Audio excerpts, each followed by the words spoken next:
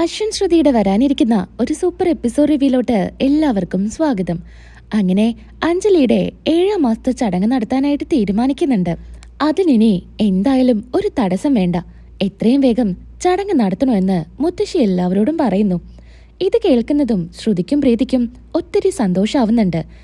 ഈ ചടങ്ങിനുള്ള എല്ലാ പലഹാരങ്ങളും അതുപോലെ ആഹാരവും ഞാനാ തയ്യാറാക്കുക, ഞാനും ചേച്ചിയും കൂടെ എല്ലാം റെഡിയാക്കും എന്ന് ശ്രുതി പറയുന്നു.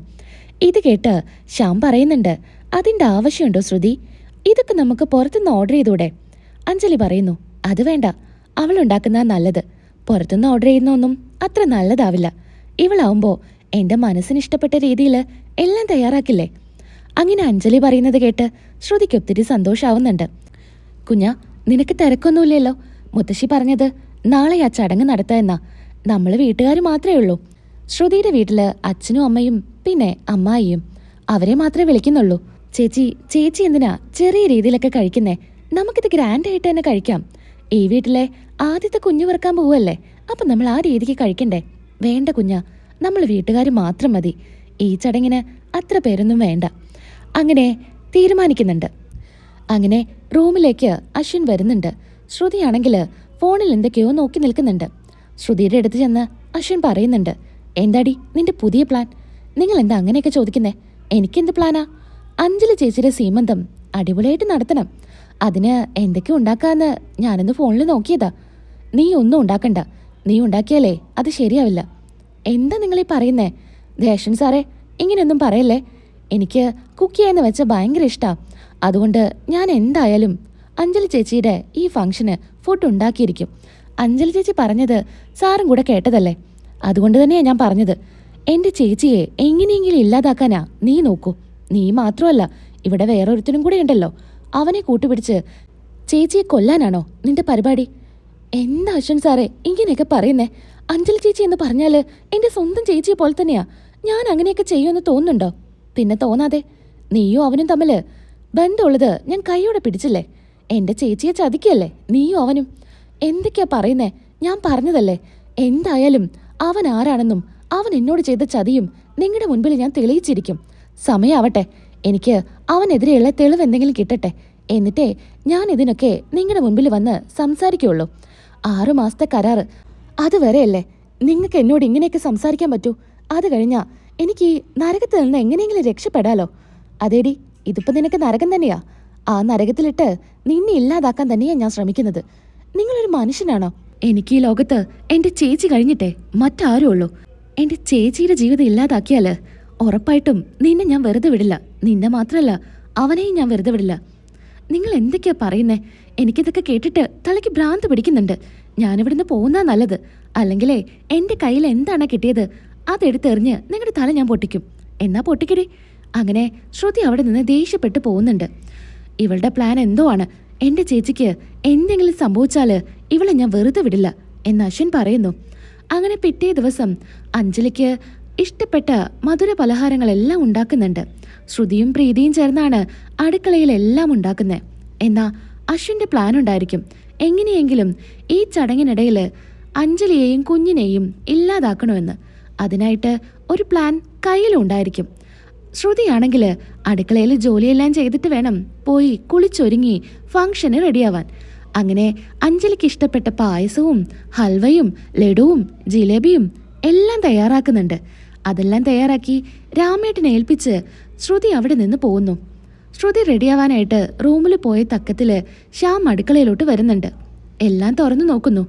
എൻ്റെ ശ്രുതിക്കുട്ടി, എല്ലാം ഉണ്ടാക്കി വെച്ചിട്ടുണ്ടല്ലോ. നിന്റെ അഞ്ജലി ചേച്ചിക്ക് കഴിക്കാനുള്ള എല്ലാം നീ റെഡിയാക്കി വെച്ചു. എന്നാ ഞാനിവിടെ ഉണ്ടെന്നുള്ള കാര്യം നീ മറന്നോ?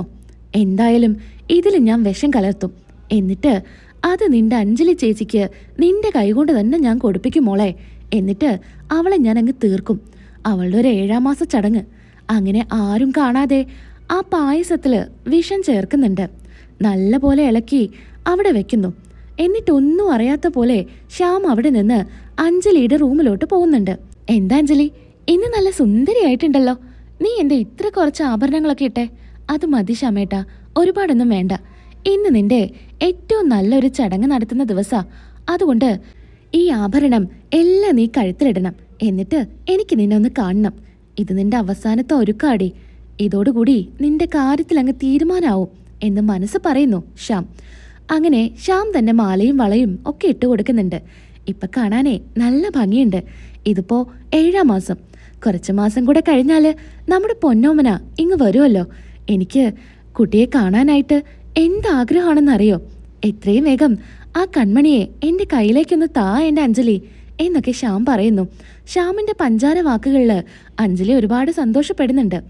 അവസാനമായിട്ട് അഞ്ജലിയോട് കുറച്ച് സ്നേഹം കാണിച്ചേക്കാം എന്ന് കരുതിയാണ് ശ്യാം ഇങ്ങനെയൊക്കെ പറയുന്നത്. അങ്ങനെ ചടങ്ങിന് എല്ലാ പലഹാരങ്ങളും കൊണ്ടുവച്ച് ഒരുക്കുന്നത് പ്രീതിയും ആകാശവുമായിരിക്കും. എല്ലാം കൊണ്ടുവയ്ക്കുന്നുണ്ട്. എന്നാൽ ഫംഗ്ഷന് ശ്രുതിയും അശ്വിനും ഒരേ കളറ് ഡ്രസ്സായിരിക്കും ഇട്ടിരിക്കുക, ഗ്രീൻ കളറ്. ഇത് കാണുന്നതും ശ്യാമിന് സഹിക്കാൻ പറ്റുന്നുണ്ടായിരിക്കില്ല. അതിനിടയിലൊരു കഥയുമുണ്ട്.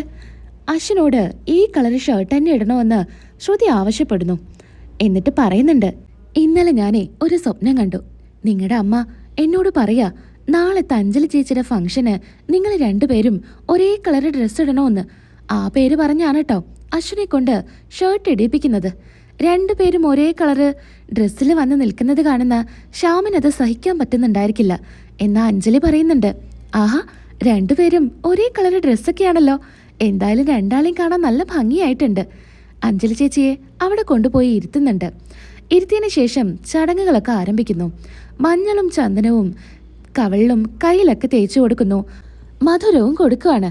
അങ്ങനെ ശ്രുതി പറയുന്നുണ്ട്, ചേച്ചിക്ക് ഇഷ്ടപ്പെട്ട പായസം തന്നെ ചേച്ചിക്ക് തരാം. അങ്ങനെ ശ്രുതി തന്നെ ആദ്യം അഞ്ജലിക്ക് വായിൽ വെച്ച് കൊടുക്കുക. അപ്പോഴേക്കും ശ്രുതിയുടെ അച്ഛനും അമ്മയും ഒക്കെ വന്നിരിക്കും. അമ്മായിയും അച്ഛനും അമ്മയും ഒക്കെ ഇതേപോലെ മധുരം കൊടുക്കുന്നുണ്ട്. മുത്തശ്ശിയും ഒക്കെ കൊടുക്കുക. അതും ഈ വിഷം കലർത്തിയ പായസമായിരിക്കും കൊടുക്കുന്നത്. ഇത് കാണുന്ന ശ്യാമിനൊത്തിരി സന്തോഷാവുന്നുണ്ട്.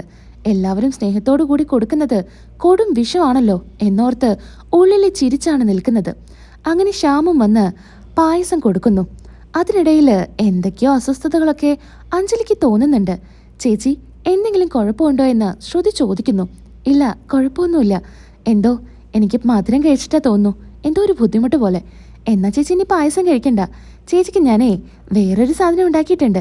അത് എടുക്കാനായിട്ട് പോകുമ്പോഴേക്കും അഞ്ജലിക്ക് വയറുവേദന സഹിക്കാൻ പറ്റുന്നുണ്ടായിരിക്കില്ല. വയറുവേദനിച്ച് കിടന്ന് പുളയുന്നുണ്ട്. ശ്യാമാണെങ്കിൽ അത് കണ്ട് സന്തോഷിക്കുന്നു. പെട്ടെന്ന് അശ്വൻ പറയുന്നുണ്ട്, ചേച്ചിക്ക് എന്താ പറ്റിയേ?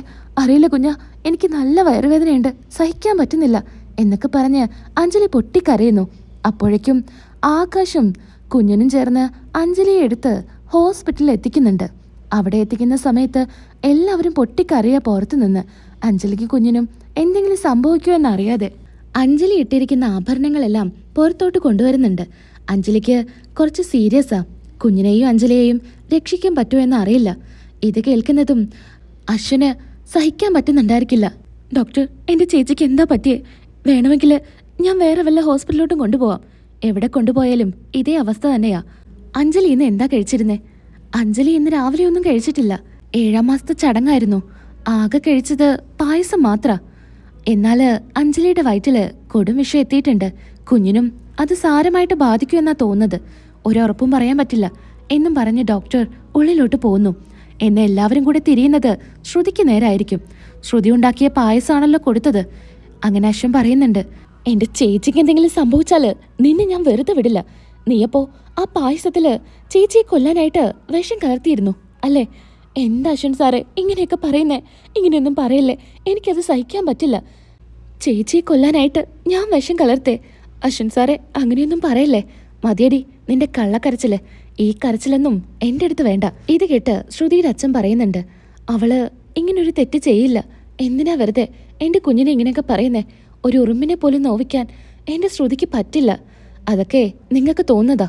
ഇവളുടെ എല്ലാ സ്വഭാവങ്ങളും എനിക്ക് നന്നായിട്ട് അറിയാം എന്ന് അശ്വൻ പറയുന്നു. എന്നാ അമ്മയെ കെട്ടിപ്പിടിച്ച് കരയുന്നുണ്ട് ശ്രുതി. തന്നെ ഇങ്ങനെയൊക്കെ കുറ്റപ്പെടുത്തുമ്പോൾ ഏതൊരു പെൺകുട്ടിയും സഹിക്കാനാവാതെ നിൽക്കും. ശ്രുതിയും അതുപോലെ തന്നെയാ. ശ്രുതി അവിടുന്ന് നടന്ന് പുറത്തോട്ട് പോകുന്നുണ്ട്. അപ്പോഴായിരിക്കും ബ്ലഡിൻ്റെ ആവശ്യം വരുന്നത്. എവിടുന്നും അഞ്ജലിക്ക് മാച്ചാവുന്ന ബ്ലഡ് ഉണ്ടായിരിക്കില്ല. എന്നാ ശ്രുതിയുടെ ബ്ലഡ് അതായിരിക്കും. ശ്രുതിയെ അന്വേഷിച്ച് ഈ പറയുന്ന അശ്വനും ആകാശം തന്നെ തിരഞ്ഞു പോകുന്നുണ്ട്. അതിനിടയിൽ അഞ്ജലിക്ക് വേണ്ടിയിട്ട് ശ്രുതി വഴിപാടെല്ലാം കഴിക്കാൻ അമ്പലത്തിലുണ്ടായിരിക്കും. ആ സമയത്ത് തെരഞ്ഞുകൊണ്ട് അശ്വിനും വരുന്നുണ്ട്. ദൈവത്തിന്റെ അടുത്ത് പ്രാർത്ഥിക്കുന്നത് ശ്രുതി കേൾക്കുന്നുണ്ട്. അഞ്ജലി ചേച്ചിക്ക് ബ്ലഡ് വേണ്ട കാര്യം. അത് കേട്ട് അശ്വിനോട് പോലും പറയാതെ ശ്രുതി ഹോസ്പിറ്റലിലെത്തി ബ്ലഡ് കൊടുക്കുന്നുണ്ട്. അതിനുശേഷം വീണ്ടും അവിടെ നിന്ന് പോകുന്നു. പിന്നീട് ഒരിക്കലും അശ്വിന്റെ കൂടെ ആ വീട്ടിൽ നിൽക്കില്ല എന്ന് ശ്രുതി ഉറപ്പിക്കുകയാണ്. പിന്നീട് ആര് വിളിച്ചിട്ടും ശ്രുതി ആ വീട്ടിൽ നിന്ന് പോവില്ല എന്ന് തീരുമാനിക്കുന്നു. അഞ്ജലിയാണെങ്കിലും എല്ലാവരും വന്ന് വിളിക്കുന്നുണ്ട്. ആരെന്തൊക്കെ പറഞ്ഞാലും ശ്രുതി കൂടെ വരില്ല എന്ന് ഉറപ്പിക്കുന്നുണ്ട്. മഴയത്ത് അഞ്ജലി പുറത്ത് നിൽക്കുമ്പോൾ അത് സഹിക്കാനാവാതെ ശ്രുതി അഞ്ജലിയുടെ കൂടെ പോകുന്നു. ഇന്നത്തെ എപ്പിസോഡ് ഇവിടെ വെച്ച് നിർത്തുന്നു. നാളെ വീണ്ടും കാണാം.